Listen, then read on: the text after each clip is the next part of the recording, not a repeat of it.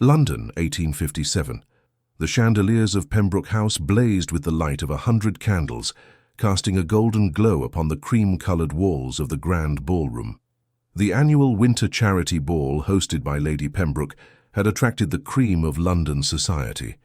Aristocrats with ancient titles mingled with wealthy industrialists and their families, a reluctant acknowledgement of the changing times. Among them stood Valentina Montemayor, 22 years of age, her auburn hair arranged in an elegant coiffure, adorned with pearl pins that complemented her emerald silk gown. She was the daughter of Edmund Montemayor, one of London's most successful merchants, whose shipping company had flourished during the expansion of British trade. Despite her family's considerable wealth, Valentina was keenly aware of the invisible barrier that separated her from the nobility who regarded the nouveaux riches with barely concealed disdain. "You appear utterly transfixed by something, my dear," observed Eleanor Bennet, Valentina's closest friend since their days at Miss Winthrop's Academy for Young Ladies. Or should I say, by someone. Valentina's gaze had indeed been drawn to a tall figure standing near the orchestra.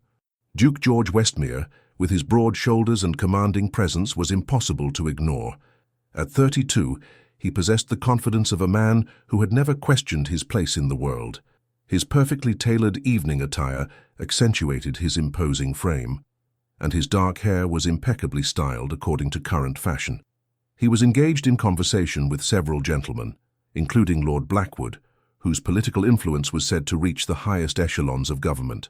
"I was merely observing how our esteemed Duke appears to be plotting the fate of the nation, while everyone else attempts to enjoy the evening," Valentina replied, her tone carrying a hint of criticism that made Eleanor's eyes widen. "Valentina, please moderate your remarks," Eleanor whispered urgently. "You know his reputation. They say he ruined the career of a member of Parliament with a single letter to the Times." "And that is precisely what I find so troubling," Valentina said, her voice low but intense. "The power these men wield without accountability. Did you read about the situation at the Westmere coal mines? The workers live in squalor while the Duke appears at gatherings such as this, draped in wealth extracted from their labor." Eleanor glanced nervously around them. "Your father would be mortified if he heard you speaking this way. He has worked tirelessly to secure your position in society." Valentina sighed, knowing her friend was right. Her father had indeed built their fortune through decades of shrewd business acumen, and her mother had spent years cultivating the social connections necessary for the Montemayors to be accepted in London's elite circles. Yet Valentina could not silence the voice inside her that questioned the rigid hierarchies and injustices she observed. Her thoughts were interrupted by the approach of Charlotte Pembroke, the daughter of their hostess. "Valentina, Eleanor, you must come quickly. Lady Hale is about to announce the beneficiaries of tonight's charity collection." The three young women made their way through the crowd to where a small platform had been erected for announcements. Lady Pembroke stood there alongside Lady Hale, the formidable widow who chaired the Ladies' Benevolent Society. Behind them stood several gentlemen, including Duke Westmere, whose presence on the platform suggested his involvement in the charitable endeavor. Lady Hale stepped forward, her voice carrying across the now hushed ballroom. "Distinguished guests, we are pleased to announce that tonight's generosity will benefit the East London Orphanage and Hospital Fund." Polite applause rippled through the assembly. "Furthermore," Lady Hale continued, "we are deeply grateful to His Grace the Duke of Westmere, who has graciously agreed to match the evening's contributions from his personal accounts." This announcement drew more enthusiastic applause, and Valentina noticed the approving nods directed toward the Duke. She observed his expression, not one of compassion or genuine concern, but the calculated smile of a man aware of the social capital his gesture would accrue. The Duke stepped forward to say a few words.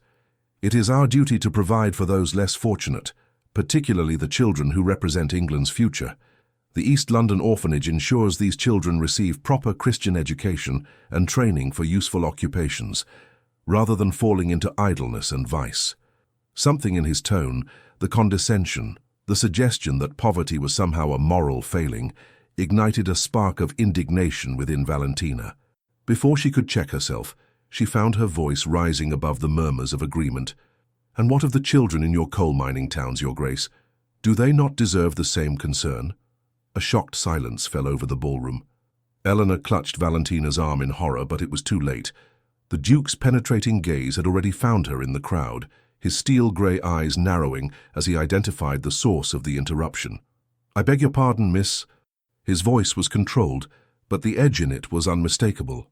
"Montemayor, Valentina Montemayor." She stood her ground, ignoring the scandalized whispers erupting around her. "Reports indicate that children as young as 6 labor in your mines in Northumberland. Perhaps charity might begin within your own dominion."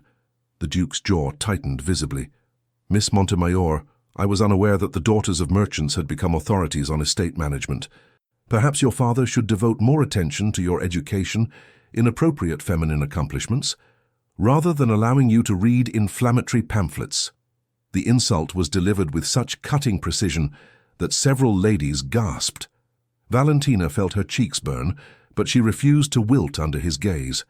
"I assure you, Your Grace, my education has been quite thorough enough to recognize hypocrisy when confronted with it."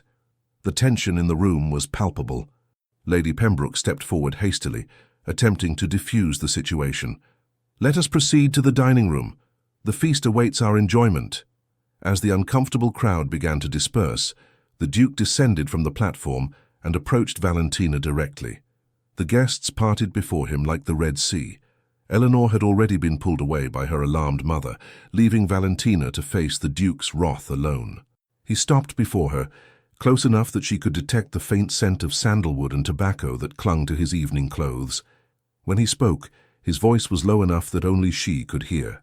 "Miss Montemayor, your behavior this evening confirms what many have long suspected about the nouveau riche.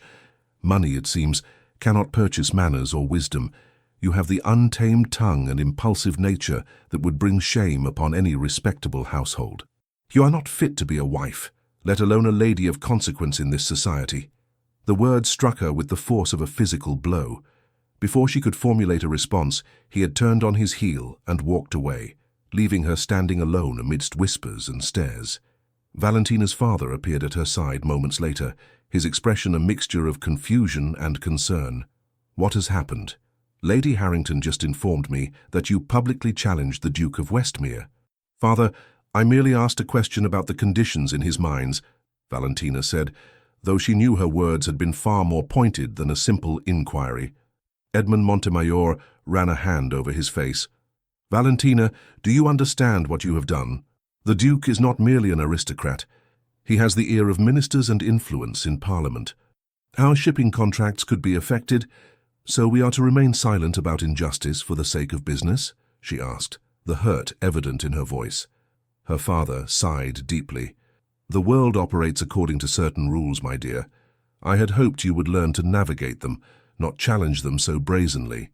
He offered his arm. "Come, we must make our apologies to Lady Pembroke and depart before further damage is done." As they made their way toward their hostess, Valentina caught sight of the Duke once more.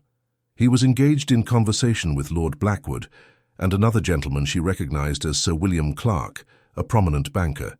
Their eyes met briefly across the room, and the contempt in his gaze was unmistakable. Little did she know that this confrontation would set in motion events that would irrevocably alter both their lives, binding their fates together in ways neither could possibly imagine. The consequences of Valentina's confrontation with the Duke were swift and far-reaching.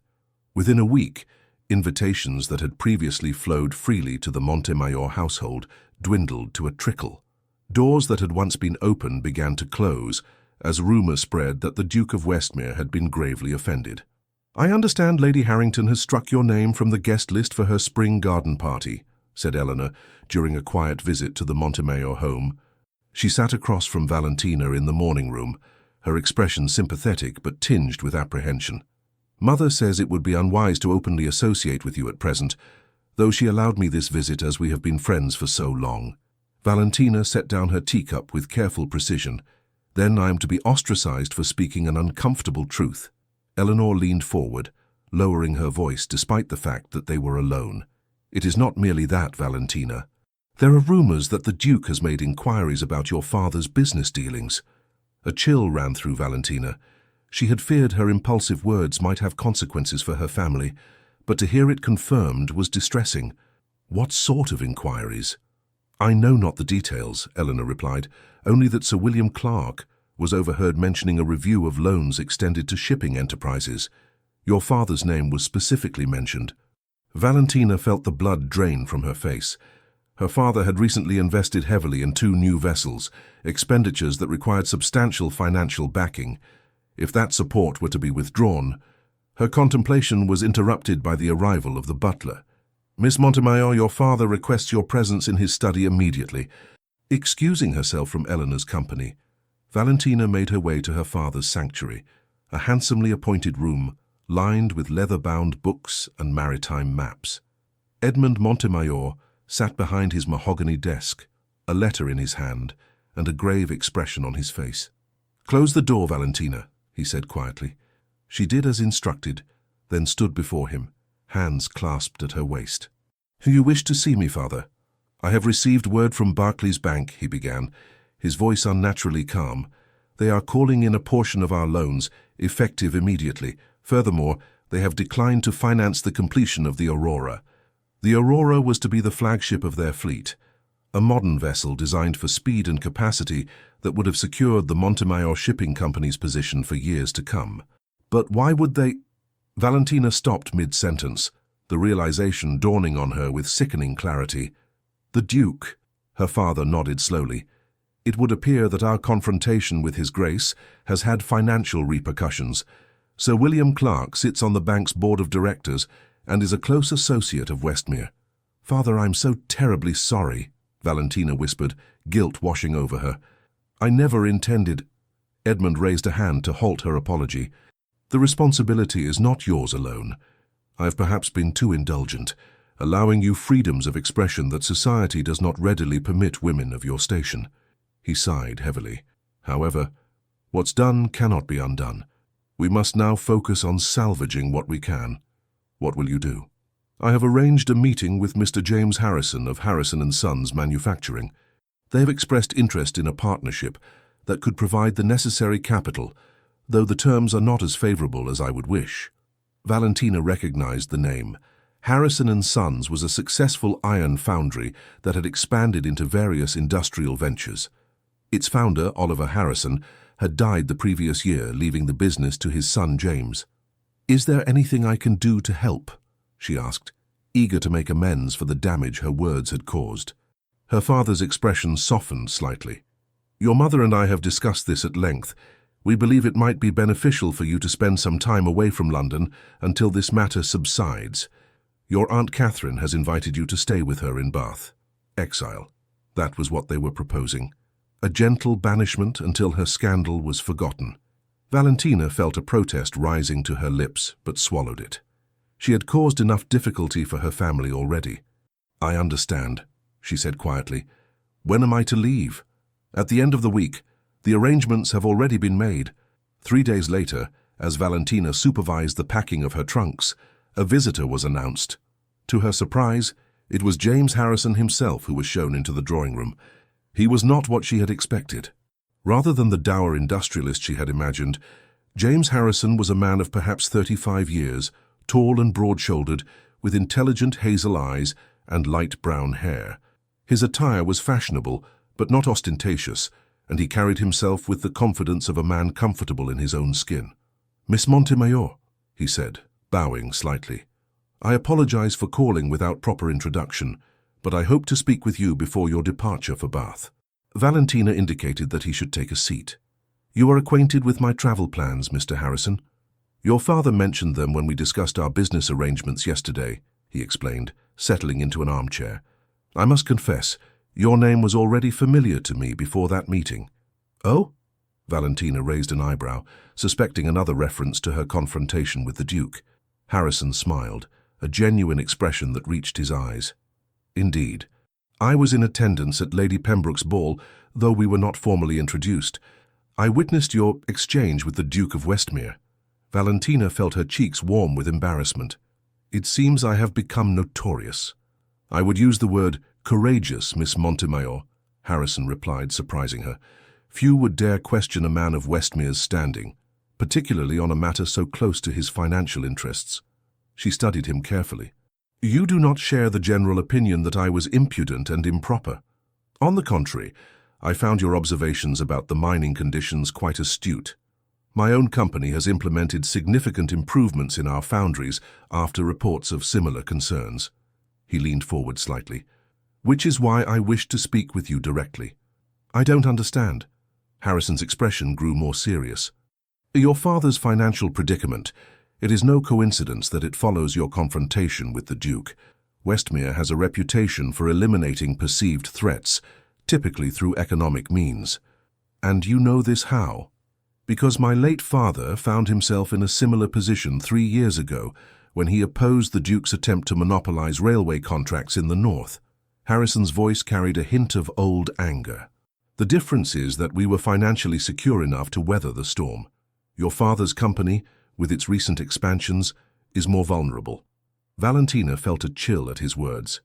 Why are you telling me this, Mr. Harrison? Because I believe in fair play, Miss Montemayor, and what the Duke is doing is anything but fair. He reached into his coat and withdrew a folded newspaper. Have you seen today's edition of the Chronicle? She shook her head, accepting the paper from him. Unfolding it, she found a small article on the 3rd page. The headline read, "Questions raised about conditions in Northumberland mines." "The reporter does not mention you by name," Harrison said as she quickly scanned the article, "but he references concerns raised in London society about the treatment of workers and child labourers in mines owned by a prominent peer of the realm." Valentina looked up from the paper, her mind racing.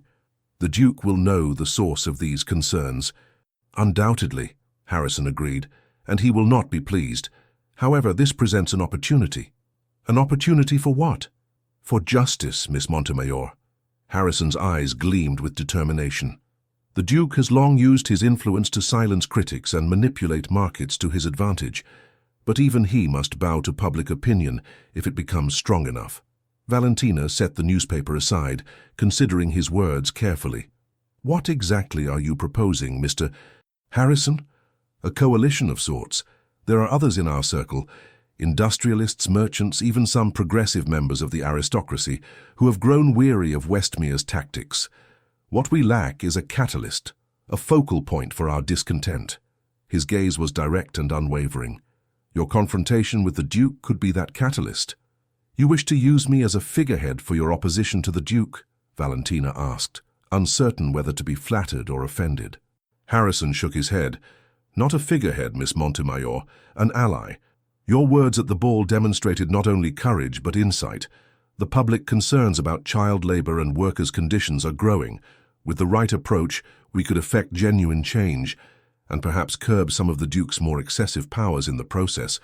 The proposition was both frightening and exhilarating. Valentina had never imagined her impulsive challenge to the Duke might lead to something more substantial than social ostracism. "My father's business would be protected," Harrison assured her. "The partnership I've proposed includes provisions that would shield Montemayor Shipping from further financial attacks. Additionally, I have connections at Merchants Bank who would be willing to refinance your father's loans on favorable terms." Valentina rose and walked to the window, her mind working furiously. What Harrison proposed was not without risk, yet it offered a path that aligned with her principles. "I am scheduled to leave for Bath the day after tomorrow," she said finally, turning back to face him. Harrison nodded. "I understand the need to remove yourself from London society temporarily. However, Bath has its own social circles, including several influential families sympathetic to our cause. Your presence there could be advantageous. You suggest I continue this one campaign against the Duke from Bath? I suggest you consider all options before deciding on a course of action," Harrison replied diplomatically. "Take time to reflect in Bath. I shall write to you with more specific proposals once you are settled." As he rose to depart, Valentina was struck by a sudden thought. "Mr. Harrison, why would you risk the Duke's displeasure by aligning yourself with me and my family?" Harrison paused, his expression somber. "My father died believing that men like Westmere represented the worst aspects of our class system. Power without accountability, wealth without compassion. I share that belief." He offered a small smile. "Besides, Miss Montemayor, I have always found it wise to stand on the side of those with both courage and conscience. You appear to possess an abundance of both. After Harrison's departure, Valentina sat alone in the drawing room, the newspaper still open before her. For the first time since the disastrous ball, she felt something other than regret and anxiety. Perhaps her impulsive words had not been in vain after all.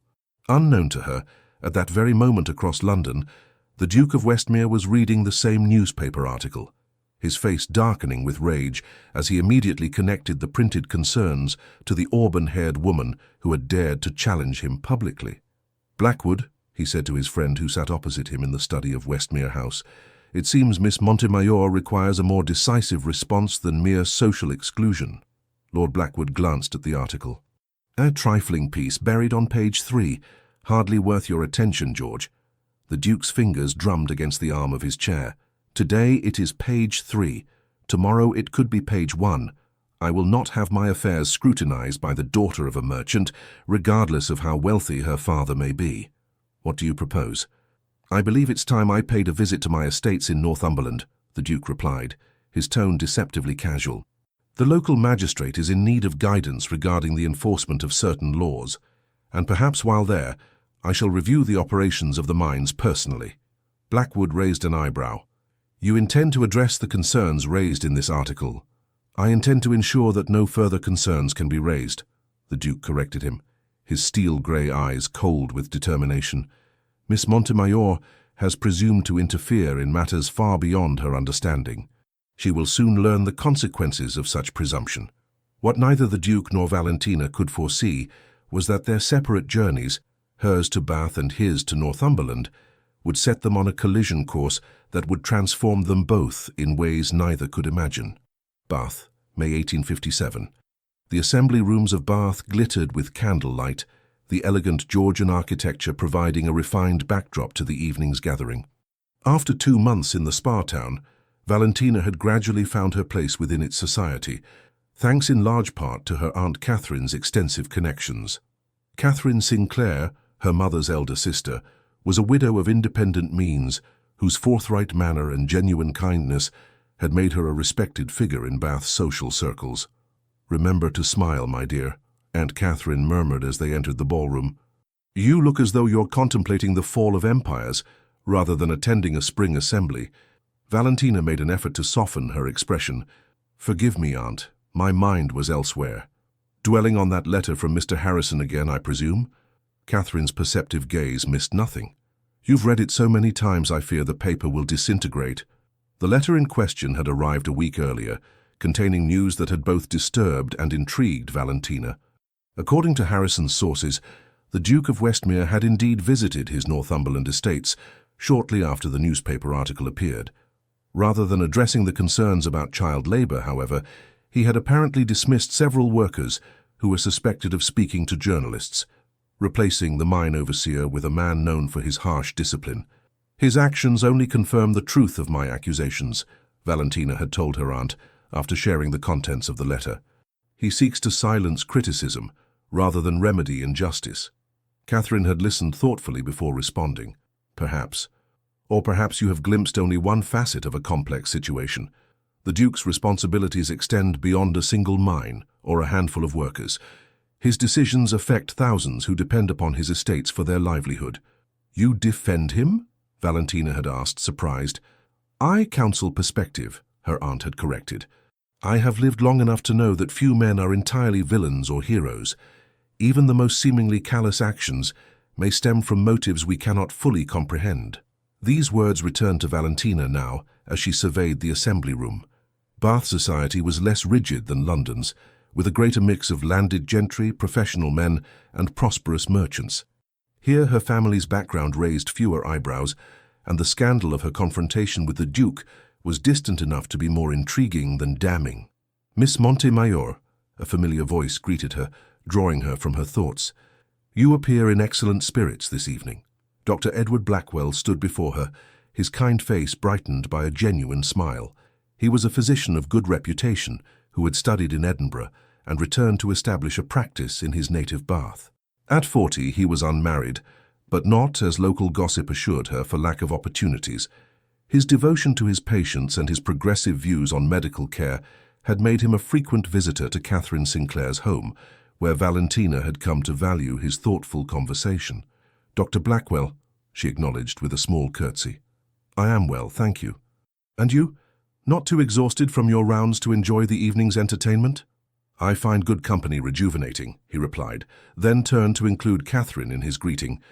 "Mrs. Sinclair, you look most elegant tonight." As they exchanged pleasantries, Valentina noticed a stir at the entrance to the ballroom.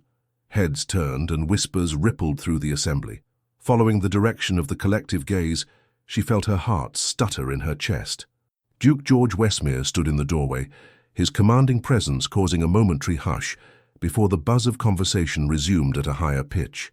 He was accompanied by a striking woman whom Valentina recognized as Lady Caroline Ravenswood, a wealthy widow whose family connections were impeccable. The Duke's attendance at a Bath assembly was unexpected enough to cause a sensation. His appearance with Lady Caroline sparked immediate speculation. "Well," murmured Aunt Catherine, "this is a surprise. His Grace rarely graces Bath with his presence, particularly during the London season." Dr. Blackwell nodded thoughtfully. "I understand he owns property in the vicinity, Briarwood Abbey, if I'm not mistaken. Perhaps he is conducting business in the area." Valentina remained silent, a knot forming in her stomach as she watched the Duke and his companion being greeted effusively by their hosts.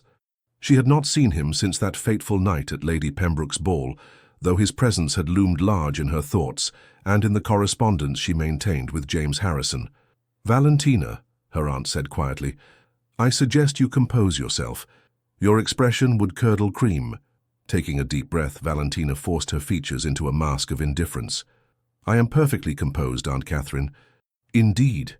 Then perhaps you could explain why you are gripping your fan with such force that I fear for its continued existence." Glancing down, Valentina realized she had indeed been clutching her ivory fan with white-knuckled intensity. She relaxed her grip, embarrassed by her transparent reaction. "It matters not to me who attends this assembly," she insisted, though the slight tremor in her voice betrayed her. Dr. Blackwell, observing the exchange with perceptive eyes, offered his arm.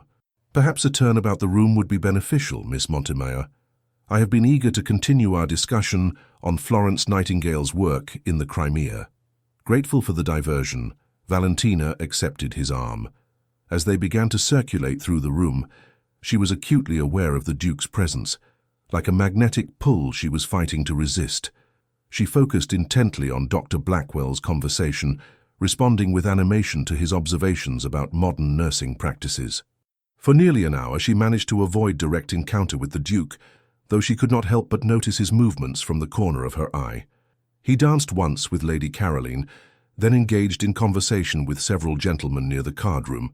Throughout, he gave no indication that he had observed Valentina's presence. The reprieve ended when Aunt Catherine approached with Lady Harrington, a mutual acquaintance from London who was visiting Bath for the waters. "Valentina, you remember Lady Harrington?" Catherine said, a warning in her eyes that communicated the need for polite civility despite past frictions. "Of course," Valentina replied, curtsying appropriately. "How lovely to see you again, Lady Harrington.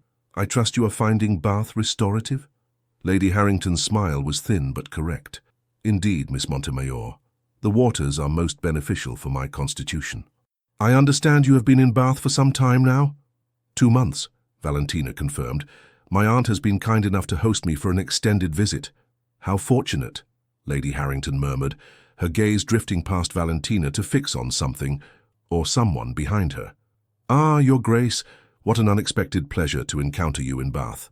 Valentina felt a chill run down her spine as she realized who had approached their circle. Steeling herself, she turned to face the Duke of Westmere.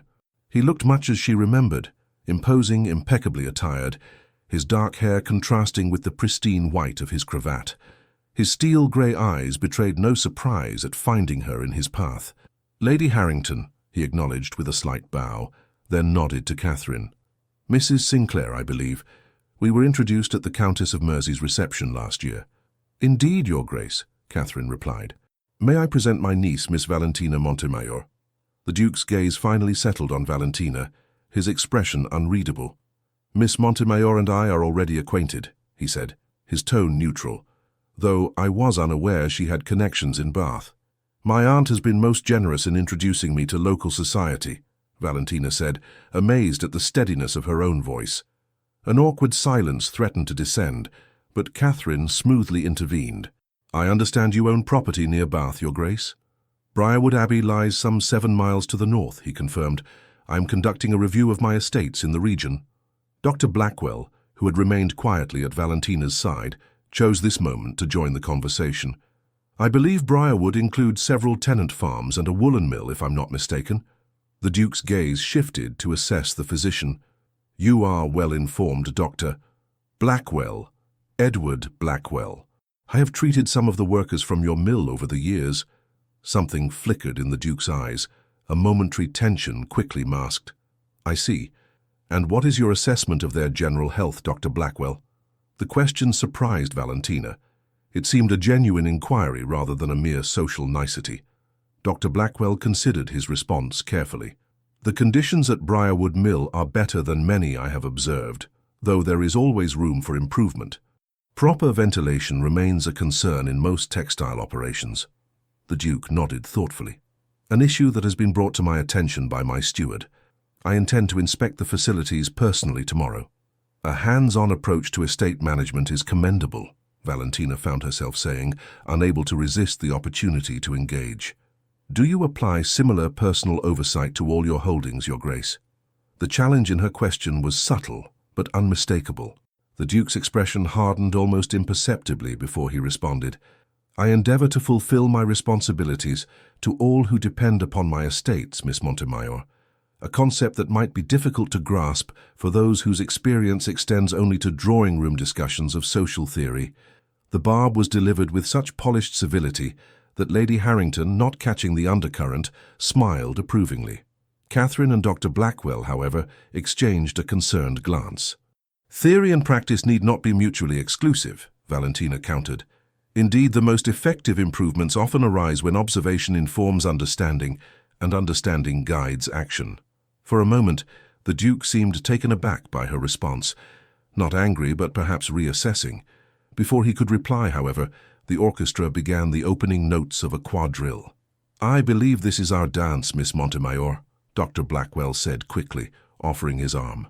Grateful for the escape, Valentina allowed him to lead her toward the dance floor. As they took their positions, she risked a glance back to find the Duke still watching her, an inscrutable expression on his face. The following morning dawned clear and mild, perfect weather for the outing Aunt Catherine had planned to the botanical gardens. Valentina, however, found herself restless and distracted as they walked among the carefully tended beds of exotic plants. "Your body may be present, my dear, but your mind is clearly elsewhere," Catherine observed after Valentina failed to respond to a question about the ornamental fountain they were passing. "Would it help to speak of what troubles you?" Valentina sighed, knowing her aunt deserved honesty. "I cannot stop thinking about my encounter with the Duke last night." "I thought as much. He certainly seemed to provoke a strong reaction in you." "It is not the man himself, but what he represents," Valentina insisted, though even to her own ears the protest sounded hollow. "The arrogance, the unquestioned authority." "And yet," Catherine interrupted gently, "he mentioned a personal inspection of his mill to address the very concerns Dr. Blackwell raised.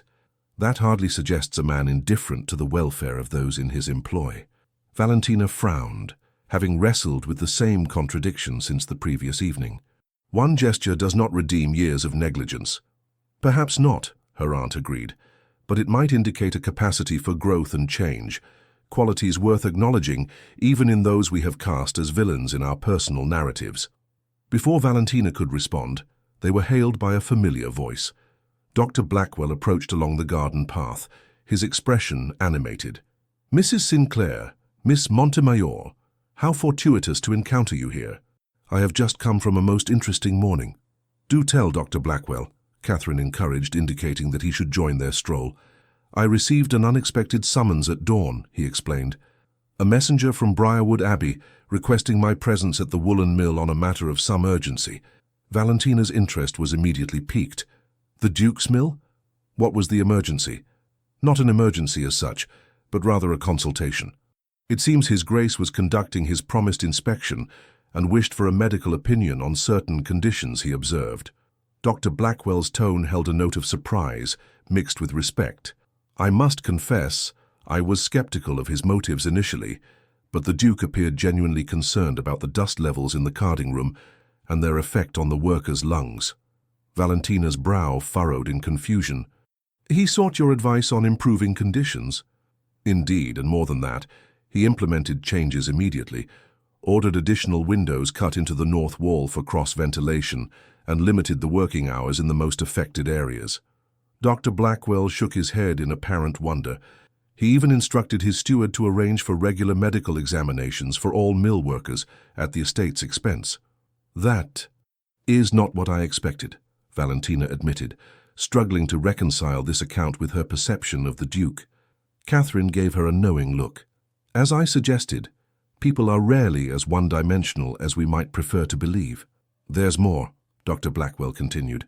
When I mentioned the cases of respiratory ailments I've treated among the mill children, he seemed genuinely disturbed. By midday he had issued orders that no child under 12 is to be employed in the dusty sections of the mill, and those between 12 and 15 are to divide their time between work and schooling. Valentina felt oddly unsettled by this information. The Duke's actions contradicted the callous aristocrat she had constructed in her mind, the man who had dismissed her as unfit to be a wife, who had allegedly punished workers in Northumberland for speaking out. Did His Grace happen to mention his recent visit to his northern mines? She asked carefully. Dr. Blackwell nodded. As a matter of fact, he did. It appears the newspaper article that caused such a stir in London prompted his journey to Northumberland. According to the Duke, he found conditions there significantly worse than reported and has implemented similar reforms, though he mentioned resistance from the local overseer, whom he subsequently replaced. Catherine raised an eyebrow at Valentina, perhaps not quite the vindictive action Mr. Harrison's letter suggested. Valentina felt her certainties beginning to crumble. I don't understand. If the Duke is indeed concerned with the welfare of his workers, why did he react with such hostility to my questions at Lady Pembroke's ball? That, said a deep voice from behind them, is a fair question, Miss Montemayor. The three turned in surprise to find Duke George Westmere himself, standing a few paces away, having apparently overheard their conversation. He wore riding clothes, his tall boots slightly dusty as if he had just dismounted. Your Grace, Catherine acknowledged with a curtsy, recovering first from the surprise. What an unexpected pleasure. The Duke bowed formally. Mrs. Sinclair, Dr. Blackwell. His gaze then settled on Valentina. Miss Montemayor, might I request a moment of your time? With your aunt's permission, of course. Catherine glanced at her niece, silently asking if she wished for this conversation. After a moment's hesitation, Valentina nodded slightly. Dr. Blackwell was just describing to me a fascinating species of orchid near the conservatory, Catherine said smoothly. Perhaps you might show it to me while my niece speaks with the Duke. Once they were alone on the garden path, an awkward silence fell. The Duke gestured toward a nearby stone bench. Shall we sit? Valentina nodded, arranging her pale blue walking dress as she took her place. The Duke remained standing for a moment, seemingly gathering his thoughts, before joining her at a proper distance. I owe you an explanation, Miss Montemayor, he began, his tone more measured than she had ever heard from him, and, I believe, an apology. The admission was so unexpected that Valentina found herself momentarily speechless. My reaction at Lady Pembroke's ball was excessive, he continued when she didn't speak. While your manner of address was perhaps unconventional, the substance of your concerns was not without merit. Then why respond with such dismissive cruelty? Valentina asked, finding her voice at last. The Duke's jaw tightened, but his response was thoughtful rather than defensive. Pride, primarily. I am unaccustomed to being challenged, particularly in public and by a... He paused, reconsidering his words. By a merchant's daughter? Valentina supplied, a hint of her old fire returning. By anyone, he corrected, but especially by someone whose critique struck closer to home than I cared to admit. He turned slightly to face her more directly. The truth, Miss Montemayor, is that I had delegated the management of my northern properties to stewards whom I trusted to maintain the standards I expect. That trust, it appears, was misplaced. So the newspaper article prompted me to investigate personally, he confirmed. What I found was troubling. Conditions had deteriorated significantly since my last inspection 3 years ago. Children as young as you described were indeed working in dangerous situations, contrary to my explicit instructions. Valentina studied his face, searching for signs of dissembling but finding none. His grey eyes held a gravity she had not noticed before, and something else. Perhaps regret. "Doctor, Blackwell mentioned changes you've implemented," she said cautiously. The Duke nodded. "The most egregious issues have been addressed immediately. Longer-term improvements will require more substantial investment, which I have already set in motion." He paused, a shadow crossing his features. "However, I must acknowledge that had you not spoken out, these conditions might have continued indefinitely." The admission clearly cost him something in pride, and Valentina found herself unexpectedly moved by his honesty. "Why tell me this, Your Grace?" she asked quietly. "You could have made these changes silently, without acknowledging my role." "Because integrity demands honesty, Miss Montemayor," he replied simply. "And because I wish to make amends for my words that night." His expression grew somber. "I said things that were unjust and unkind. You are not unfit to be a wife. On the contrary, your concern for others and your courage in expressing that concern are qualities that any man of sense would value." The apology, so unexpected and direct, left Valentina momentarily flustered. She looked down at her gloved hands, gathering her composure before responding. "I appreciate your candor, Your Grace, and I must acknowledge that my approach that evening was perhaps more confrontational than necessary. My passion for justice sometimes overshadows my discretion." A faint smile touched the Duke's lips, the first genuine smile she had ever seen from him, a quality I am beginning to understand, if not yet fully appreciate. Something shifted between them in that moment, not forgiveness exactly, but a recognition of complexity on both sides that made forgiveness possible. "I understand from Mr. Harrison that my actions had consequences for your family's business," the Duke said after a pause. "Another wrong I wish to rectify." Valentina straightened, her pride reasserting itself. "We require no charity, Your Grace." "I offer none," he replied evenly. "Merely the removal of artificial obstacles I helped create. Sir William Clark has already been instructed to reassess the loans to Montemayor Shipping on their financial merits alone. I believe your father will find the terms more favorable upon his next meeting with the bank." Before Valentina could formulate a response, a commotion near the garden entrance caught their attention. A rider had arrived in some haste and was now speaking urgently to a groundskeeper while pointing in their direction. The Duke rose, instantly alert. Something is amiss. The messenger, spotting them, hurried down the path and came to an abrupt halt before the Duke, touching his cap in hasty respect. "Your Grace, urgent news from Briarwood Mill. There's been an accident, a fire in the east wing. Mr. Patterson sent me to find you immediately." The Duke's face paled. "Casualties?" "Several injured, Your Grace. The fire is contained, but the medical help is insufficient." Without hesitation, the Duke turned to Valentina. "Please convey my apologies to your aunt. I must return to the mill at once." "Wait," Valentina said, rising quickly. "Dr. Blackwell is here in the gardens. His assistance would surely be valuable." "Indeed," the Duke agreed. "If you would be so kind as to locate him while I secure transportation." "I'll do more than that," Valentina said with sudden determination.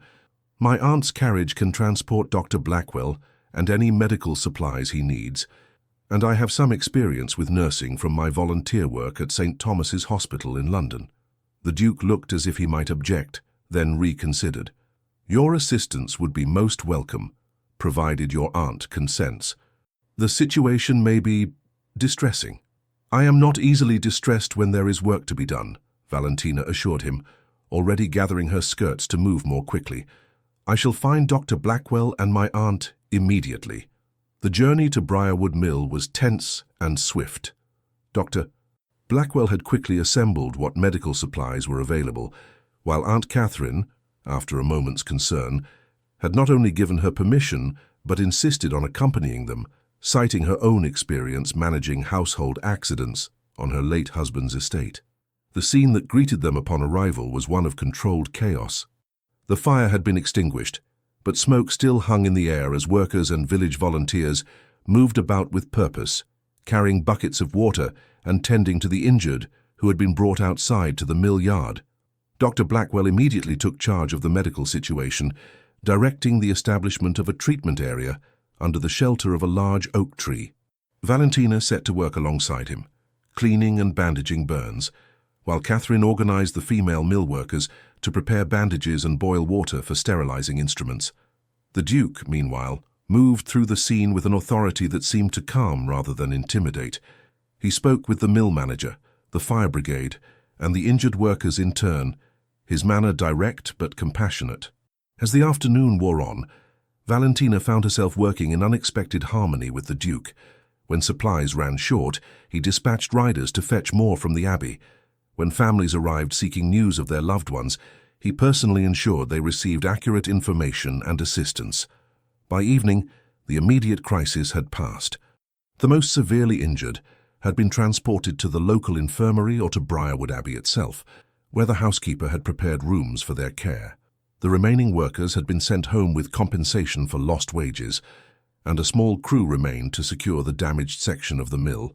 Exhausted but satisfied with their efforts, Valentina stood at the edge of the mill yard, watching as the sunset cast a golden glow over the scene of the day's emergency.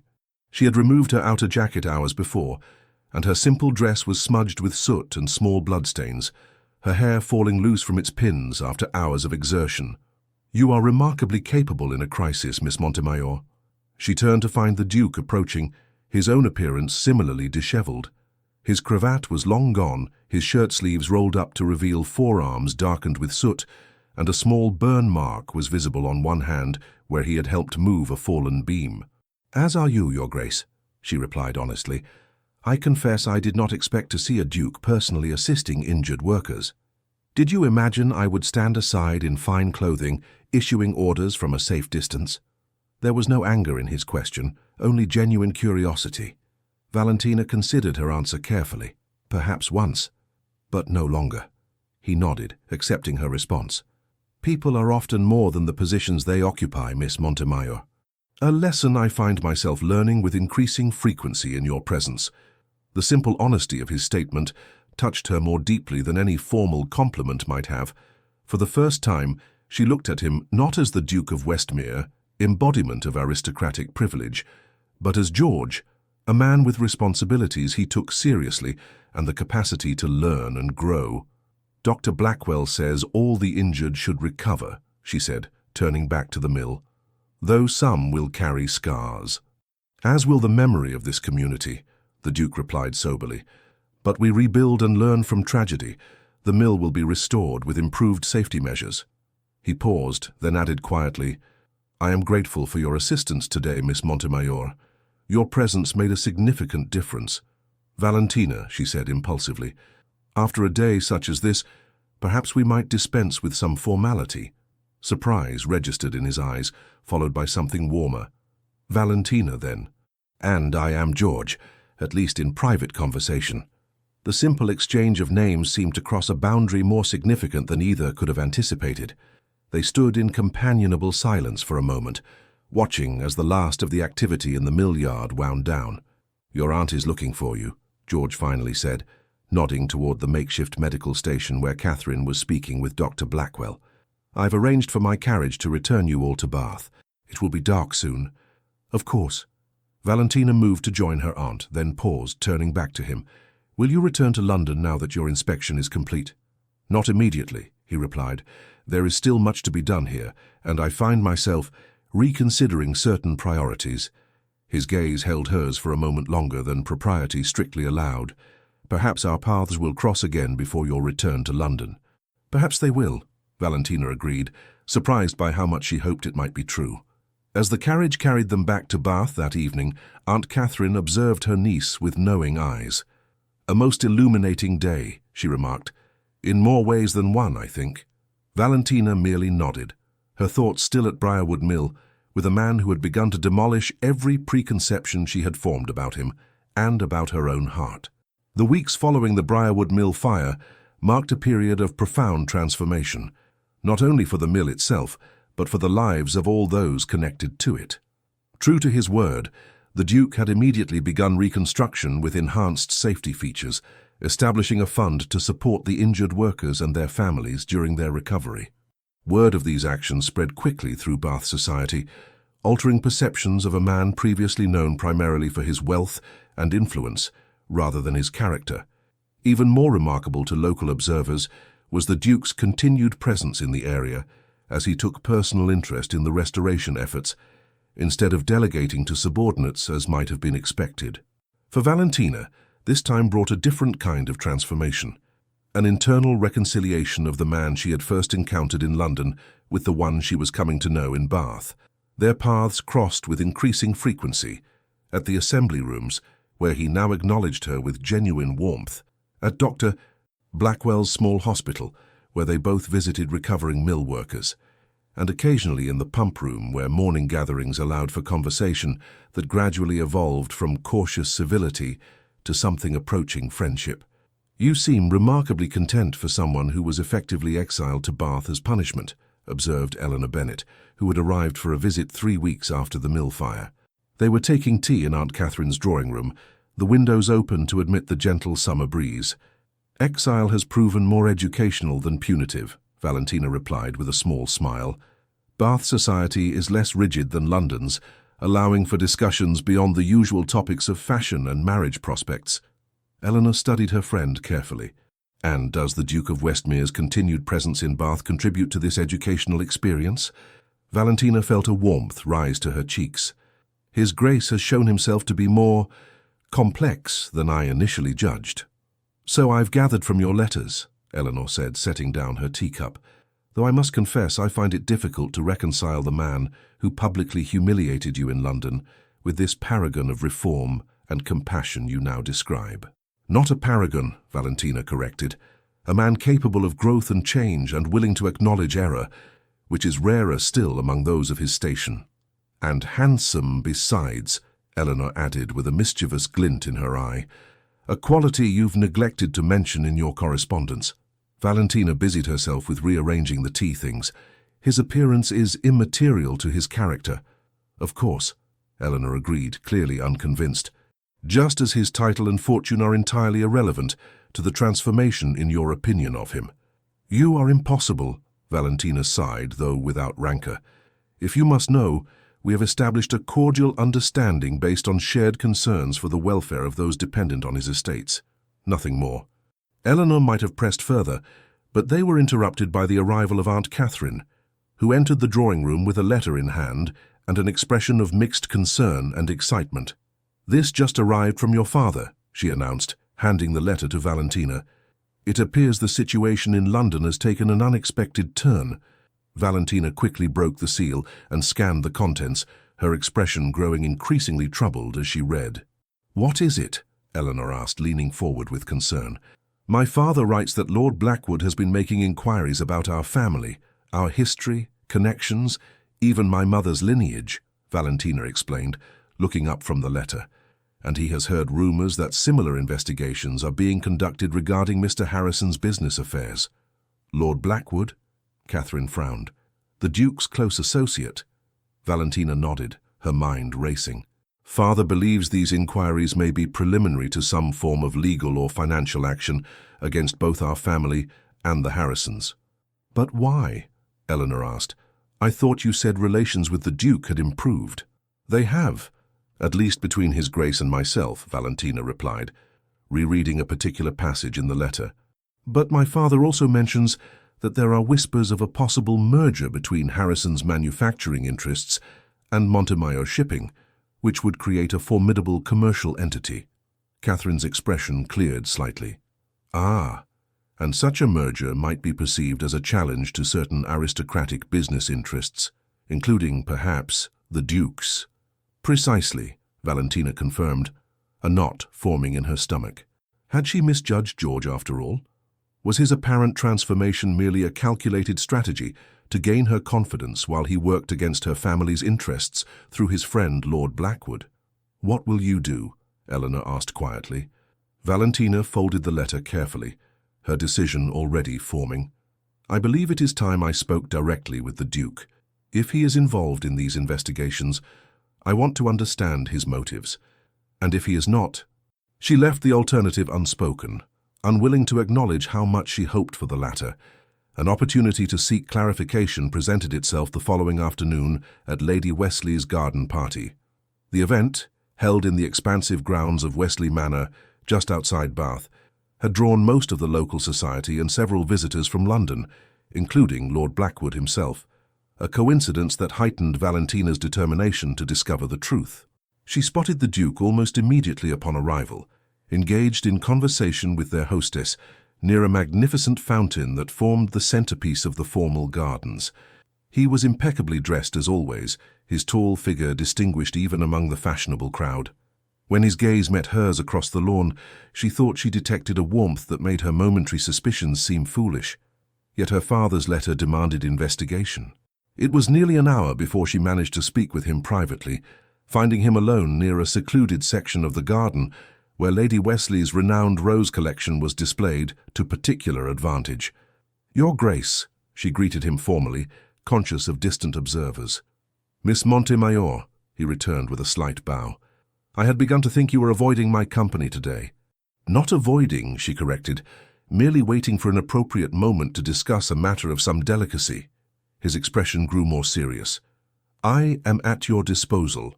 Perhaps we might walk among the roses. They provide a pleasant backdrop for even difficult conversations." As they strolled side by side, maintaining a proper distance though closer than strict propriety might dictate, Valentina considered how to broach the subject tactfully. "I received a letter from my father yesterday," she began finally. "I trust Mr. Montemayor is well?" the Duke inquired. "He is in good health, yes. However, he writes with concerns that involve you or at least your close associates." She glanced at him, gauging his reaction. "Specifically, Lord Blackwood has been making inquiries into our family history and connections." The Duke's step faltered slightly, surprise evident in his features. "Blackwood? You're certain?" "My father's information comes from reliable sources," Valentina confirmed. "Similar investigations are apparently being conducted regarding the Harrison family and their business affairs." They had stopped walking now, standing amidst blooming roses, whose sweet fragrance seemed at odds with the tension of their conversation. "I know nothing of these inquiries," the Duke said after a moment, his tone grave, "and I certainly did not authorize them." Valentina studied his face, searching for signs of deception, but finding only what appeared to be genuine concern, and perhaps a hint of anger. "Then why would Lord Blackwood take such actions?" she pressed. "He is known to be your closest friend and advisor." The Duke's jaw tightened. "Blackwood acts in what he perceives to be my interests, sometimes without consultation. But in this matter, he operates entirely without my knowledge or approval." He turned to face her more directly.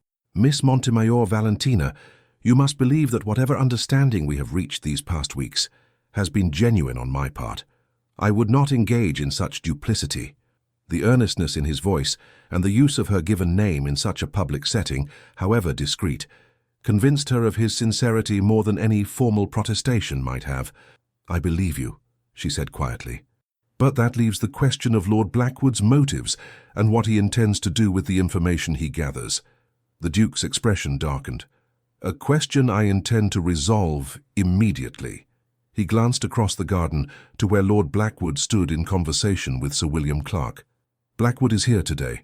With your permission, I will confront him directly and put an end to these investigations." "Would it not be more prudent to observe his actions first?" Valentina suggested. "A confrontation might alert him to our awareness without revealing his true purpose." The Duke considered her words, visibly tempering his initial impulse. "A reasonable approach," he conceded, "though patience has never been my particular virtue." "So I have observed," Valentina replied with the hint of a smile. His answering smile transformed his features, softening the aristocratic reserve that had once seemed so forbidding to her. "You have observed much about me, it seems." "As you have about me," she countered gently. A moment of understanding passed between them, an acknowledgement of how far they had travelled from their hostile first encounter. "We should rejoin the gathering," the Duke said finally, offering his arm in a gesture that would be noted by any observant members of the party. "But this evening, I will make inquiries of my own regarding Blackwood's activities. You have my word that I will discover his intentions and ensure no harm comes to your family's interests." Valentina hesitated only briefly before placing her hand lightly on his arm. "Thank you, Your Grace." "George," he reminded her quietly, "at least between us." "George," she amended, the name feeling both foreign and strangely natural on her lips. As they emerged from the rose garden together, Valentina was acutely aware of the curious glances directed their way. Among the most intent observers was Lord Blackwood himself, whose expression registered first surprise, then calculation as he watched their approach. "Westmere," he greeted the Duke with practiced cordiality before turning to Valentina. "Miss Montemayor, what an unexpected pleasure to see you in Bath." "Lord Blackwood," Valentina acknowledged with a proper curtsy, betraying nothing of her suspicions. "I have been enjoying an extended stay with my aunt, Mrs. Sinclair." "Indeed?" Blackwood's smile did not reach his eyes. "And how does your father fare? I understand Montemayor Shipping has been navigating some challenging financial waters of late." The deliberate reference to her family's business difficulties confirmed Valentina's concerns about Blackwood's involvement. Before she could formulate a suitably non-committal response, the Duke intervened. "Montemayor Shipping's prospects have improved considerably," he stated with a pointed look at his friend. "In fact, I recently suggested to Sir William that the bank reconsider certain loan terms that seemed unnecessarily restrictive." Blackwood's surprise was evident, though quickly masked. "How magnanimous of you, considering past differences." "I have found that first impressions are not always reliable," the Duke replied smoothly, his hand moving to cover Valentina's where it rested on his arm, a gesture whose significance would be lost on no one present. "Miss Montemayor has helped me recognize the value of reconsidering fixed opinions." The implication hung in the air between them, causing a ripple of whispers among nearby guests. Lord Blackwood's expression hardened momentarily before he recovered his social mask. "How commendable," he murmured. "If you'll excuse me, I believe Lady Wesley requires my attention." As Blackwood withdrew, Valentina turned to the Duke with wide eyes. "That was rather public," she said quietly. "Deliberately so," he confirmed. "Blackwood understands displays of alliance. By publicly associating myself with your family's interests, I have sent a clear message that any action against Montemayor Shipping would be interpreted as an action against me personally." "A strategic gesture, then," Valentina said, trying to ignore the irrational disappointment that his actions might have been merely tactical. The Duke's grey eyes held hers with unexpected intensity. "Strategic, yes, but not merely so." He hesitated, then added in a lower voice, "Nothing in my conduct toward you these past weeks has been mere strategy, Valentina." The sincerity in his tone sent a warmth through her that had nothing to do with the summer afternoon. Before she could respond, however, they were joined by Aunt Catherine and Dr. Blackwell, effectively ending the private moment. As the garden party continued, Valentina found herself watching the subtle currents of power and influence flowing through the gathering. Lord Blackwood moved from group to group, his manner affable, but his eyes calculating. Several times she caught him observing her interactions with the Duke, his expression increasingly troubled. By the time the event concluded in early evening, Valentina had formed a clearer understanding of the situation. Whatever Lord Blackwood's investigations had been intended to accomplish, the Duke's public display of favour toward her had disrupted those plans. Yet she sensed this was merely a temporary setback rather than a complete resolution. Her suspicions were confirmed the following morning when a letter arrived from James Harrison, delivered by private courier rather than the regular post. The contents were alarming enough that Valentina immediately sought her aunt's counsel. "Mr. Harrison writes that Lord Blackwood has approached several of his key investors, suggesting that an alliance with Montemayor Shipping would be viewed unfavourably by certain influential circles," she explained, pacing the morning room in agitation. "Two have already withdrawn their support for the partnership." Catherine frowned, considering the implications. "Despite the Duke's apparent intervention yesterday, it seems Lord Blackwood is proceeding with his campaign against your family's interests." "But why?" Valentina demanded, frustration evident in her voice. "If the Duke truly opposes these actions, why would his closest friend persist in them?" "Perhaps," Catherine suggested carefully, "because Lord Blackwood believes he is protecting the Duke from a more personal threat than mere business competition." Valentina stilled her pacing. "What do you mean?" My dear, you cannot be unaware of how your interactions with the Duke have been interpreted by society, her aunt said gently. The attention he has shown you, particularly yesterday at Lady Wesley's, it has sparked considerable speculation. Speculation that I might have designs on his title and fortune, Valentina concluded, a bitter edge to her voice. Precisely the narrative Lord Blackwood would be motivated to prevent, Catherine confirmed. Particularly if he believes the Duke's judgment has been compromised by personal sentiment. The implication was clear, though Valentina scarcely dared acknowledge it even to herself. Could George's feelings toward her have evolved so dramatically? And if so, was Lord Blackwood's interference motivated by a desire to protect his friend from what he perceived as an unsuitable attachment? I must speak with the Duke, she decided, moving toward the writing desk. A note requesting an urgent meeting. She was interrupted by the arrival of the butler, who announced with some surprise, His Grace, the Duke of Westmere, is requesting an immediate audience, madam. Catherine raised an eyebrow at this breach of morning calling etiquette. Show him into the drawing-room, Phillips. We shall join him directly. The Duke was standing by the window when they entered, his posture tense and his expression grave. He bowed formally to Catherine before addressing Valentina. Forgive the impropriety of this early call, he said without preamble, but matters have developed that require immediate discussion. We have just received concerning news ourselves, Valentina replied, gesturing to Harrison's letter which she still held. It seems Lord Blackwood has moved against Mr. Harrison's investors, despite your intervention yesterday. I am aware, the Duke confirmed grimly. I confronted Blackwood late last night and discovered the extent of his activities. What you may not know is that he has also been circulating certain insinuations about your family's background, specifically questioning your mother's lineage and suggesting that your father's wealth derives from questionable sources. Valentina felt as though she had been struck. That is outrageous. My mother comes from a respectable family of minor gentry in Hampshire, and my father's business has been conducted with absolute integrity for 30 years. I know, the Duke said, his voice softening, which is why I have severed my association with Blackwood, effective immediately. The declaration hung in the air, its significance unmistakable. Lord Blackwood had been the Duke's closest confidant and ally for over a decade. To break with him represented a seismic shift in his allegiances. Your Grace, Catherine said carefully, while we appreciate your support, such a drastic step could have significant consequences for your own position in society. I am well aware of the implications, Mrs. Sinclair, he replied with quiet determination. But I cannot maintain an alliance with a man who would employ such tactics, particularly when directed against— He hesitated, his gaze moving to Valentina. Against those for whom I have developed the highest regard.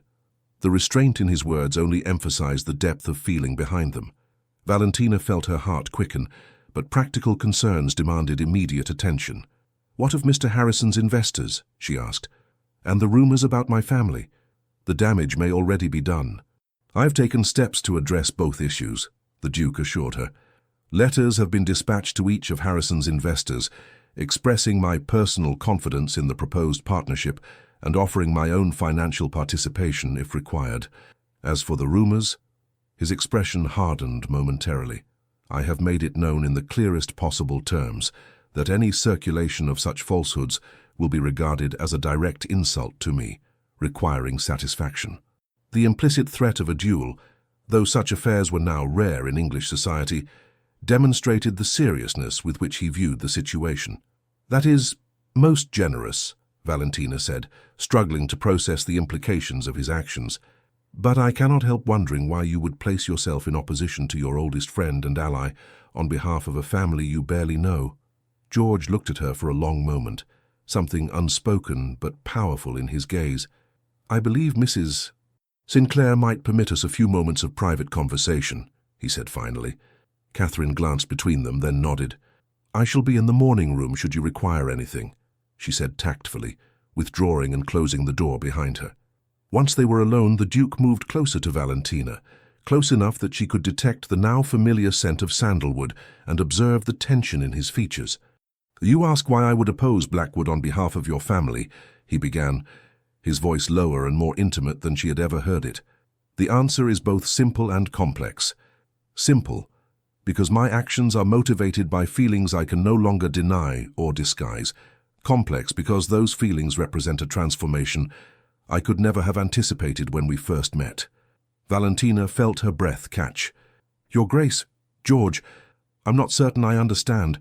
Then let me speak plainly, he said, taking her hand in a gesture that crossed the boundaries of propriety. When you challenged me at Lady Pembroke's ball, I responded with arrogance and cruelty, declaring you unfit to be a wife. It was the most profound misjudgment of my life. His thumb traced a gentle pattern on her palm, sending a shiver through her that had nothing to do with fear. In these weeks in Bath, I have discovered a woman of remarkable intelligence, courage, and compassion, he continued. A woman who has challenged me to examine my responsibilities and privileges in ways no one else has dared. A woman who has, quite simply, transformed my understanding of what matters most in this life. Valentina stood perfectly still, scarcely breathing as the meaning of his words became clear.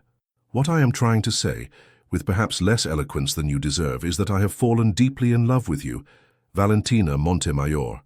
Against every expectation, against the advice of my oldest friend, against the conventions of society. I love you and wish to make you my wife if you could possibly consider accepting a man who once treated you so abominably. The declaration, so heartfelt and direct, left her momentarily speechless. 1,000 thoughts raced through her mind. The improbability of their journey from enemies to lovers, the social obstacles that still stood between them, the transformative power of their connection. You once said I was not fit to be a wife, she finally managed, her voice barely above a whisper. Words I would give anything to unsay, he replied with genuine remorse. You would bring honor to any title, including Duchess. The question is whether you could love a man who was too blinded by pride to recognize your worth from the beginning. Valentina looked into his eyes and saw vulnerability beneath the aristocratic composure, a fear of rejection that humanized him completely. I believe, she said carefully, that we have both undergone transformations these past months. When we first met, I saw only the Duke, a symbol of privilege and power disconnected from the lives of ordinary people. Now I see George, a man capable of growth, compassion, and extraordinary courage in challenging his own assumptions. Hope flickered in his eyes. And is George someone you could come to care for? Valentina felt a smile bloom across her face as she admitted the truth she had been reluctant to acknowledge even to herself. I already care for him, far more than prudence would advise. Her voice softened. In truth, I believe I have fallen in love with him, though I scarcely dared admit it until this moment. The transformation in his expression was remarkable, the careful reserve giving way to unguarded joy. He raised her hand to his lips in a gesture that, while technically proper, carried an intimacy that made her pulse quicken. You have made me happier than I ever thought possible, he said, his voice husky with emotion. But I must be honest about the challenges we would face. Society will not easily accept our union, regardless of my title or fortune. There will be those who question your motives and others who consider you unsuitable despite all evidence to the contrary. Like Lord Blackwood, she acknowledged. Blackwood is merely the most vocal opponent, George confirmed. There will be others, including members of my own extended family, who place excessive value on ancient bloodlines and inherited status. Valentina considered this soberly. And does their opinion matter to you? Far less than it once did, he admitted. Your influence has helped me recognize that character and actions define worth more truly than birth or title. But I would not have you enter into marriage with me unaware of the difficulties you might face as Duchess. The title sounded strange in relation to herself. Duchess of Westmere, a position of significant social and political influence. Yet it was not the title that drew her to him, but the man he had revealed himself to be. I have never shied away from challenges, she reminded him with quiet confidence, and I believe we would face them more effectively together than apart. His expression softened with admiration. I have no doubt of that. Your courage continues to humble me. A knock at the door interrupted them, and they stepped apart as Aunt Catherine entered, her expression carefully neutral, though her eyes sparkled with barely suppressed curiosity. Forgive the interruption, she said, but Dr. Blackwell has arrived with news he believes requires immediate attention. The doctor was shown in, his usually calm demeanor visibly disturbed. Your Grace? Miss Montemayor, I've just come from Briarwood Mill. It appears the fire 3 weeks ago may not have been an accident. What? George's posture immediately tensed. Explain. During the reconstruction, workers discovered evidence suggesting the fire was deliberately set, Dr. Blackwell elaborated.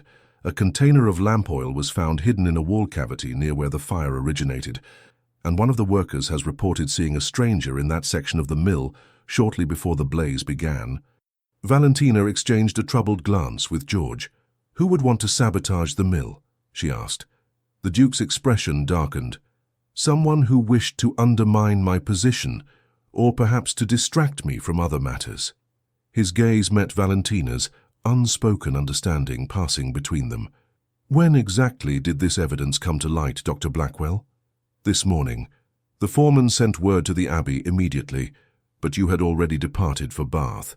And who knew of my intended visit to the Sinclair residence this morning? George asked, his tone deceptively casual. Dr. Blackwell frowned in thought. I cannot say with certainty, but I did encounter Lord Blackwood as I was leaving the Abbey. He inquired about your whereabouts, and I mentioned you had ordered your carriage prepared for a journey into Bath. The pieces fell into place with disturbing clarity. Blackwood, aware of George's growing feelings for Valentina and determined to prevent their union, had been systematically working to undermine both her family and the Duke's business interests. The timing of this new revelation about the mill fire could hardly be coincidental. I believe we must consider the possibility that Lord Blackwood's opposition extends beyond mere social disapproval, George said grimly. If he is indeed connected to the mill fire, he has crossed into far more dangerous territory. But what proof do we have? Catherine asked practically. Suspicion is not evidence, and Lord Blackwood's position in society makes him a formidable opponent. The truth often leaves traces for those who know where to look, George replied, his mind clearly working through the problem. Dr. Blackwell, I would ask you to return to the mill and ensure all physical evidence is preserved. Mrs. Sinclair, might I impose upon your hospitality for a while longer? I believe Miss Montemayor and I have important matters to discuss regarding both our personal future and this troubling development. Of course, Catherine agreed. I shall arrange for refreshments in the library where you might speak more privately. Once they were settled in the book-lined sanctuary of Catherine's library, George outlined his concerns more fully. I have known Blackwood for 15 years, he began, and while I have always recognized his ambition and occasional ruthlessness in political matters, I never imagined he would resort to such methods. Yet the evidence increasingly suggests his involvement in a coordinated campaign against your family, and more recently, against my own interests. But why would he risk so much? Valentina asked, troubled by the implications. Surely he must realize that such actions, if discovered, would destroy his own position. George considered the question carefully. I believe his motives are complex. There is, of course, his genuine conviction that an alliance between us would undermine my social and political standing, but there may be more practical concerns as well. He paused, frowning. Shortly before we encountered each other in Bath, I had begun discussing with Blackwood the possibility of investing significant capital in railway development in the north, projects that would compete directly with some of his own financial interests. And my father's partnership with Harrison would potentially strengthen those competing interests, Valentina realized, especially if you were to add your support as you mentioned yesterday. Precisely, George confirmed. What began as social disapproval may have evolved into a calculated effort to protect his financial position by driving a wedge between us and undermining both your family's business and my own industrial ventures. The scope of Blackwood's possible betrayal was staggering. If he had indeed orchestrated the mill fire, he had risked the lives of dozens of workers to advance his agenda. What do you intend to do? Valentina asked quietly. George's expression was resolute. First, secure irrefutable evidence of his involvement. If Blackwood is responsible for the fire, there will be connections that can be traced, payments to whoever set the blaze, witnesses who can place his agents at the scene. And once you have such evidence, justice must be served regardless of his social position, George stated firmly. But there is another matter of equal importance to me. He reached across the table to take her hand. I meant what I said earlier, Valentina. I wish to make you my wife, to build a life and a future together. Before this matter with Blackwood fully erupts into the public sphere, I would like to announce our engagement, with your father's blessing, of course." The proposal, though expected after their earlier conversation, still took her breath away with its directness. "You wish to announce it now, before these issues with Lord Blackwood are resolved?" "Especially now," he insisted. "A public declaration of our intentions would make clear to all that any attack on your family is an attack on me as well. It would offer protection through association with my title, while demonstrating my complete confidence in your family's integrity." Valentina considered his words, touched by both the practical protection he offered and the genuine emotion behind it. "My father would need to be consulted," she said finally, "and I would wish to speak with him in person before making such a significant commitment." "Of course," George agreed immediately. "In fact, I believe current circumstances warrant your return to London sooner rather than later. With your aunt's permission, I would escort you myself. We could depart tomorrow." The swiftness of events was dizzying, yet Valentina felt a surprising clarity amidst the tumult. Whatever challenges lay ahead, she would face them alongside a man who had proven his capacity for growth, compassion, and unwavering loyalty. "I accept your escort," she said with a small smile, "and I will give your proposal the most serious consideration it deserves." His answering smile transformed his features, softening the aristocratic reserve into something more approachable and warm. "I can ask for nothing more fair." As predicted, Aunt Catherine readily agreed to their plan to return to London, recognizing both the practical necessity and the emotional significance of the journey. Letters were dispatched immediately to inform Edmund Montemayor of their impending arrival and to request accommodations at Westmere House be prepared for the Duke's return. The following morning dawned clear and mild, perfect weather for travel. As Valentina's trunks were being loaded onto the Duke's elegant travelling carriage, Dr. Blackwell arrived with further information from the mill. "We have identified the worker who spotted the stranger before the fire," he reported in the privacy of Catherine's study. "A young man named Thomas Jennings. He claims the individual he saw was well-dressed, not someone who belonged in the mill environment, and appeared to be inspecting the East Wing, where the fire later broke out." "Could he identify this person if seen again?" George asked intently. "He believes so," Dr. Blackwell confirmed. "I've arranged for him to travel to London tomorrow in the company of the mill foreman. They will await your instructions at the Westmere townhouse." "Excellent," George nodded approvingly. "This may prove crucial in establishing Blackwood's involvement, if indeed he is connected to the fire." With these arrangements in place, the farewells were brief but emotional. Aunt Catherine embraced Valentina warmly, whispering, "Follow your heart, my dear. It has proven a wiser guide than convention." The journey to London, though long, passed more quickly than Valentina might have expected. The Duke's carriage was luxuriously appointed, and his conversation made the hours fly by as they discussed everything from literature to social reform to their hopes for the future. By unspoken agreement, they avoided dwelling on the challenges that awaited them in London, choosing instead to strengthen the bond between them through shared ideas and growing understanding.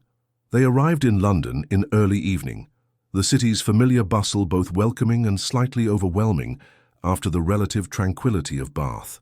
The Duke insisted on escorting Valentina directly to her family home before continuing to Westmere House. The Montemayor residence in Belgrave Square, while not as grand as the aristocratic mansions nearby, was an elegant testament to Edmund Montemayor's success. As the carriage drew up to the entrance, the front door opened to reveal Valentina's father waiting anxiously on the threshold. Edmund Montemayor was a tall man, with silver-streaked dark hair and the same expressive eyes as his daughter. His face registered first relief at seeing Valentina, then poorly concealed shock at the identity of her escort. "Father," Valentina said warmly as she embraced him, "may I present His Grace, the Duke of Westmere, who has kindly escorted me from Bath." Edmund bowed formally, his expression guarded. "Your Grace, this is unexpected." "Mr. Montemayor," George acknowledged with a respectful inclination of his head. "I realize my presence may come as a surprise, but I assure you my intentions are honorable and my purpose urgent." Something in his tone caused Edmund to reassess the situation. After a moment's hesitation, he gestured toward the door. "Please come in. My wife will want to greet our daughter, and then perhaps we might speak privately." The reunion with her mother was emotional but brief. Sophia Montemayor, a gentlewoman whose refined manners reflected her genteel upbringing, embraced her daughter tearfully before withdrawing to allow the men their discussion. Valentina, understanding the delicacy of the situation, accompanied her mother to the drawing room while her father led the Duke to his study. "Your father has been beside himself with worry since receiving reports of Lord Blackwood's investigations," Sophia confided, once they were alone. "And now you arrive in the company of the Duke of Westmere. You must tell me everything, Valentina." "It's a rather long story, Mother," Valentina replied with a small smile. "But in essence, the Duke and I have discovered we share more common ground than either of us initially supposed." Sophia studied her daughter's face intently. "There is more than common ground reflected in your expression, my dear." "I recognize that look. It is the same one I wore when your father first courted me, against the wishes of my family who thought a merchant beneath our station." Valentina felt a blush rise to her cheeks. "The circumstances are somewhat reversed in this case, but the heart remains the same," her mother observed wisely. "Society may erect barriers between people, but true affection has a way of finding paths around them." She squeezed Valentina's hand encouragingly. "Your father will listen with an open mind. He may have harbored resentment toward the Duke after your confrontation, but he is, above all, a practical man who values character over past grievances." Meanwhile, in the study, George was outlining the situation to Edmund Montemayor with characteristic directness. "I believe Lord Blackwood's investigations into your family are part of a calculated effort to prevent an alliance between myself and your daughter," he explained, declining the offered brandy. "What began as social disapproval has escalated to potentially criminal actions, including possible responsibility for a fire at my woolen mill that endangered many lives." Edmund listened intently, his initial skepticism gradually giving way to concern. "These are serious allegations against a prominent peer, Your Grace." "Indeed, which is why I am gathering evidence before taking formal action," George confirmed. "But there is another matter of equal importance I wish to discuss with you." He straightened, meeting Edmund's gaze directly. "Mr. Montemayor, I have developed the deepest admiration and affection for your daughter during her stay in Bath. With your permission, I wish to ask for her hand in marriage." The request, delivered with such forthright simplicity, momentarily left Edmund speechless. When he recovered, his response was equally direct. "Your Grace, forgive my bluntness, but the last time my daughter encountered you in society, you publicly humiliated her and declared her unfit to be a wife. You then used your influence to create financial difficulties for my business. You will understand if I require some explanation of this transformation in your regard." George accepted the challenge without offense. "You are entirely justified in your concerns, Mr. Montemayor. My behavior at Lady Pembroke's ball was inexcusable, arrogant, cruel, and entirely misjudged. As for the financial pressure that followed, I must take responsibility for setting those events in motion, though the extent of the repercussions exceeded my intentions." He paused, gathering his thoughts. "What I cannot adequately explain in words is the profound effect your daughter has had on my understanding of privilege, responsibility, and human worth. She challenged me to examine my assumptions and actions in ways no one ever has before. In doing so, she revealed qualities of character I have come to value above all others: intelligence, courage, compassion, and unwavering integrity." Edmund studied the Duke's face, searching for signs of insincerity, but finding none. "And the social disparity between your positions? Society will not readily accept such a match." "Society will adapt," George replied with quiet confidence. "As I have, the notion that birth determines worth has lost its hold on me, thanks largely to Valentina's influence. I would rather face social disapproval with her at my side than enjoy universal acceptance without her." The simple honesty of this declaration clearly affected Edmund. After a long moment, he asked, "Does my daughter return your feelings?" "She has indicated that she does, though she wished to speak with you before giving her final answer," George said. "I would not press her for a commitment without your blessing." Edmund nodded slowly, his expression softening. "Valentina has always possessed uncommonly good judgment, despite her occasional impulsiveness. If she has come to care for you as you claim to care for her, I would be a poor father indeed to stand in the way of her happiness." He extended his hand. "You have my conditional blessing, Your Grace, conditional upon my daughter's freely given consent." George accepted the offered hand with evident relief. "I could ask for nothing more fair, Mr. Montemayor." When Valentina was summoned to the study shortly thereafter, she found the two men in unexpectedly amicable conversation. Her father's expression was thoughtful, but not disapproving, while George's contained a barely suppressed elation that made her heart quicken. "Valentina," Edmund began once she was seated, "His Grace has shared with me the events of the past weeks, including the situation with Lord Blackwood and his personal feelings toward you." He paused, studying his daughter's face. "Before I offer any definitive response to his request for your hand, I must know if these feelings are reciprocated." Valentina felt the weight of the moment, the culmination of a journey that had begun with hostility and transformed into something profound and unexpected. Looking from her father to George, she answered with simple honesty, "They are, Father. What began as opposition has evolved into the deepest affection and respect. I love him, not for his title or position, but for the man he has proven himself to be." Edmund nodded, as if her answer confirmed something he had already suspected. "Then you have my blessing, though I caution you both that the path ahead may not be easy." "The worthiest paths rarely are," George replied, his gaze fixed on Valentina, with an intensity that made the rest of the world seem to fade away. With her father's blessing secured, George formally proposed that evening in the Montemayor drawing room, kneeling before Valentina in the traditional manner despite her protests that such formality was unnecessary between them. "Valentina Montemayor," he said, taking her hand in his, "you have transformed my understanding of what matters most in this life. Would you do me the honor of becoming my wife, allowing me the privilege of walking beside you through whatever challenges and joys the future may hold?" "Yes," she replied simply, her voice steady despite the emotions threatening to overwhelm her. "With all my heart, yes." The kiss that sealed their engagement was brief but tender, a promise of deeper intimacy to come, witnessed only by the portraits of Montemayor ancestors who seemed to gaze down with bemused approval at this unexpected turn of events. The days that followed were a whirlwind of activity. Announcements were prepared for the Times and other publications, while George and Edmund collaborated on strategies to counter Lord Blackwood's campaign against both families. James Harrison was summoned to London, bringing with him documentation of the investors who had withdrawn support following Blackwood's interventions. Most significantly, the mill worker Thomas Jennings arrived with the foreman, bringing with him a detailed description of the stranger he had observed before the fire. When shown a series of portraits under the guise of identifying possible mill patrons, Jennings unhesitatingly selected an image of Lord Blackwood's private secretary, a man known to execute his employer's more delicate commissions. This evidence, combined with financial records showing unusual payments from Blackwood's accounts to individuals connected with the mill fire, created a compelling case. Rather than pursuing immediate legal action, however, George opted for a more strategic approach.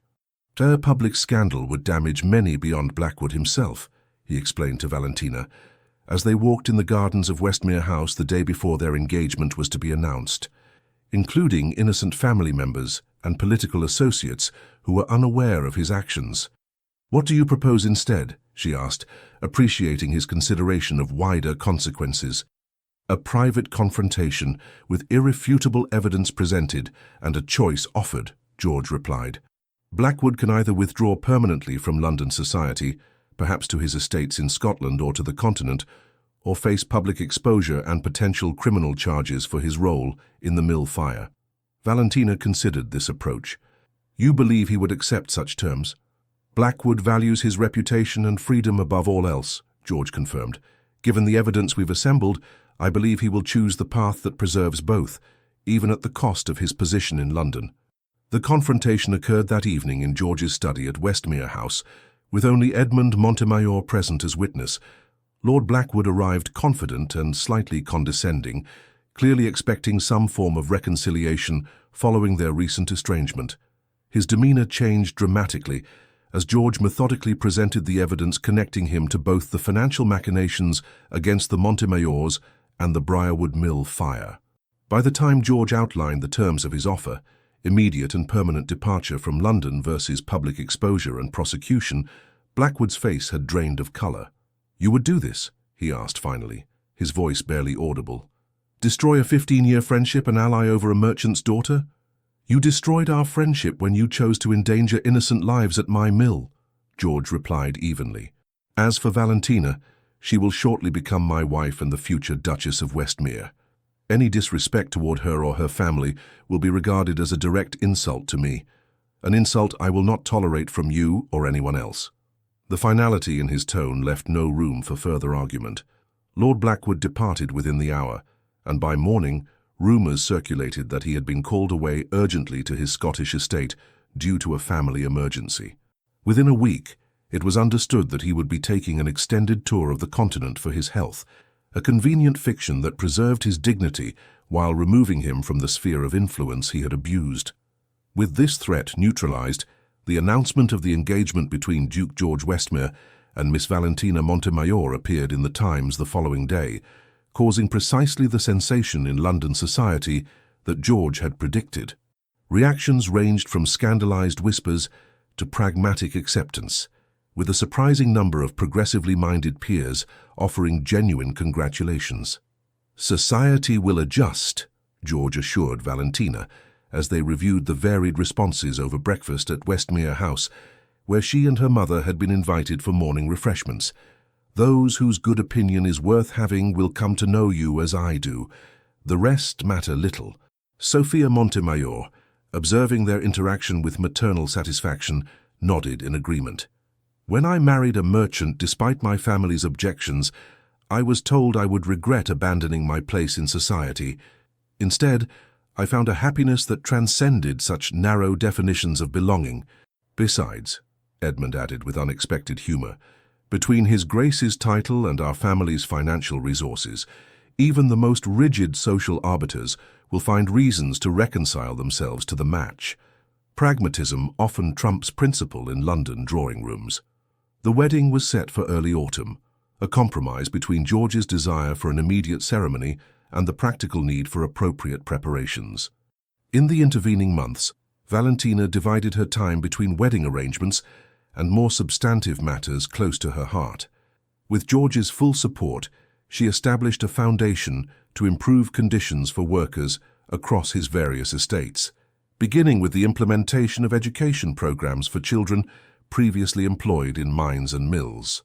The partnership between Montemayor Shipping and Harrison Manufacturing proceeded as planned, with the Duke's investment strengthening the alliance and creating new opportunities for fair employment practices. On the day of their wedding, St. George's Hanover Square was filled with an eclectic mixture of aristocracy, gentry and prosperous merchants, a visible representation of the bridges their union had begun to build between traditionally separate social spheres. As Valentina walked down the aisle on her father's arm, she caught sight of George waiting at the altar, his expression one of undisguised joy and pride. When the moment came to exchange vows, the Duke departed from tradition by raising her hand to his lips before all assembled, the public acknowledgement of respect and devotion that completed their journey from adversaries to partners. "I take thee, Valentina, to be my wedded wife," he said, his voice carrying clearly through the hushed church, "to honor and cherish all the days of my life, as equal in worth and wisdom, different in perspective, but united in purpose." The personalized addition to the traditional vows brought tears to Valentina's eyes as she responded in kind, promising to walk beside him as partner and equal in the life they would build together. As they emerged from the church into the autumn sunshine, George paused at the top of the steps, taking both her hands in his and raising them to his lips in a gesture reminiscent of their first tentative connection in the garden at Bath. "From unfit to be a wife to Duchess of Westmere," he murmured for her ears alone, his eyes alight with love and gentle humor. "Perhaps we should both be more cautious about hasty judgments in the future."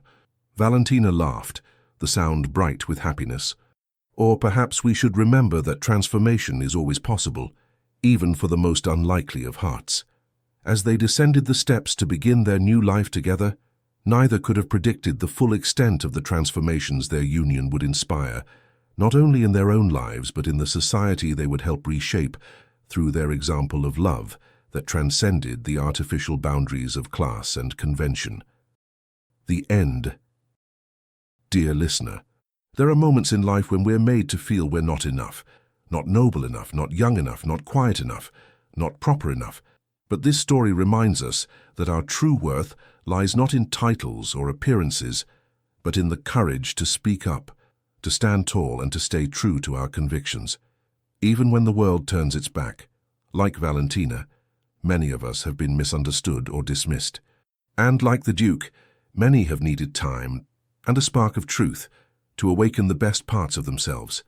So tonight, if your heart feels heavy, if your days have been long, please remember, you are seen, you are worthy, and it is never too late for redemption, for change, or for love. Even the coldest seasons end. Even the most guarded hearts can learn to kneel and kiss the hand of the one they once rejected. Sleep peacefully, knowing that everything you've lived through has shaped a soul full of dignity, strength, and beauty. With warmth and gratitude, Legends of the Fall Team. Thank you so much for staying with us until the end. If this story touched your heart, please consider liking, commenting, sharing, and subscribing to our channel. Your support helps us stay motivated to keep telling stories filled with love, redemption, and unforgettable twists. And remember, at the end of this video, you'll see another suggested story from our channel. Click on it and get ready to be surprised, moved, and inspired once again.